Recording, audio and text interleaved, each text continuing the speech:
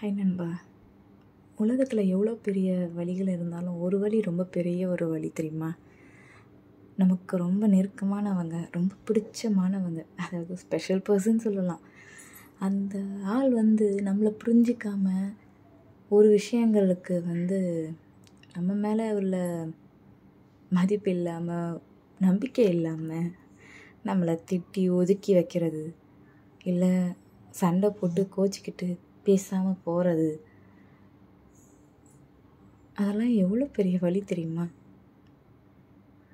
ஆனால் ஏன் கடவுள் அந்த ஒரு வலி எப்போவுமே எல்லா மக்களுக்குமே ஈச் அண்ட் எவ்ரி பர்சன் யாராவது ஒருத்தர் கண்டிப்பாக அனுபவப்பட்டிருப்போம். எனக்கு தெரிஞ்சு எல்லாருமே அனுபவப்பட்டிருக்கோம். நான் கேட்குற நிறைய பேர் சொல்லியிருக்காங்க, ஆமாம் என்ன ஹர்ட் பண்ணியிருக்காங்க இந்த சுச்சுவேஷனில்.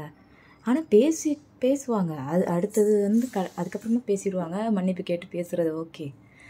ஆனால் அதுக்கு முன்னாடி சண்டை போட்டது ஒரு விஷயம்.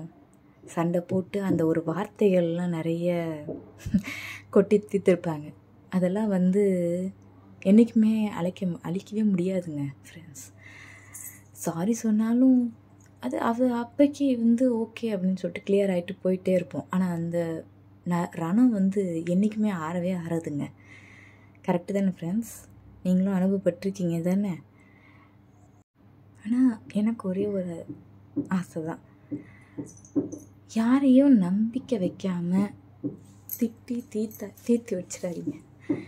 திட்டுனதுக்கப்புறமா ஆமாம் சாரி என் மேலே தான் தப்பு அப்படின்னு சொல்கிறதுல ஒரு பிரயோஜனமும் கிடையாது ஃப்ரெண்ட்ஸ். கொஞ்சம் அதை யோசிச்சு பாருங்கள். திட்டுறதுக்கு முன்னாடியோ, கோச்சிக்கிறதுக்கு முன்னாடியோ, சண்டை போடுறதுக்கு முன்னாடியோ இதெல்லாம் யோசிங்க. அவங்க அந்த ஒரு பர்சன் உங்களை நம்பி எல்லாத்தையும் சொல்கிறாங்க, உங்களை நம்பி ஷேர் பண்ணுறாங்க, உங்களை நம்பி தான் இருக்காங்க அப்படின்னா கொஞ்சம் அவங்களுக்கு ஸ்பேஸ் கொடுங்க, கொஞ்சம் மரியாதை கொடுங்க, கொஞ்சம் நம்பிக்கையும் கொடுங்க. அதுதானுங்க முக்கியம் ரிலேஷன்ஷிப்பில். கரெக்டு தானே? மற்றதெல்லாம் அப்புறம் தானே என்ன ஃப்ரெண்ட்ஸ்? என்னடா பார்க்குற வீடியோவுக்கும் பேசுகிற ஆடியோவுக்கும் சம்மந்தமே இல்லாமல் பேசுகிறான்னு நினைக்கிறீங்களா? ரெண்டுத்துக்குமே சம்மந்தம் இருக்குது ஃப்ரெண்ட்ஸ். நல்லா ஒத்து பாருங்களேன். அந்த பிரதர் அது ஒரு கிளாஸ் பவுலு. ஃபஸ்ட்டு 1 வச்சு தான் அது ட்ரை பண்ணார், அப்புறம் 2 வச்சு பண்ணுறாரு, அடுத்தது 3 வரும். அதுக்கு மேலே நின்று ஒரு வளையத்தை வச்சு அவர் ஒரு ஸ்டன் பண்ணுவார்.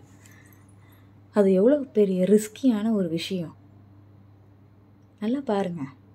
இதில் எத்தனையோ நான் காட்டியிருப்பேன் ரிஸ்கியான ஒரு விஷயம். ஆனாலும் அதை அவர் பண்ணுறாரு. அது அவருடைய பேஷன். லைஃப்பில் எல்லாருக்குமே ஒரு பேஷன் இருக்கும், அதை நோக்கி நம்ம போய் ஆகணும். இதில் சின்னதாக ஒரு முள்குத்துன மாதிரி ஒருத்தர் பேசினோடனே நம்மளுடைய நம்பிக்கையெல்லாம் சுக்குநூலாக உடஞ்சி போய் மூளையில் போய் உக்காந்து அழுது தீர்த்து ஏன் கஷ்டத்தை கொடுத்துக்கிட்டு அதுக்கப்புறம் அதில் மீளவே முடியாத அளவுக்கு நம்ம ஒடுக்கப்பட்டுரும். அதனால் ஃப்ரெண்ட்ஸ் ப்ளீஸ் யாரையுமே இந்த மாதிரி ஹர்ட் பண்ணாதீங்க. ஏன்னா எல்லாருக்குமே மனசுன்னு ஒன்று இருக்குது ஃப்ரெண்ட்ஸ். அது கொஞ்சம் பார்த்து பேசுங்க. அவங்களுக்கும் வலிக்கும், அவங்களுக்கும் கண்ணீர் வரும். ப்ளீஸ் பார்த்துக்கோங்க.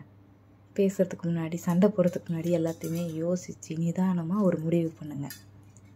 ஏன்னா அவங்களுக்கு எல்லாமே நீங்கள் தானே ஃப்ரெண்ட்ஸ். ஓகே, பாய் நண்பா.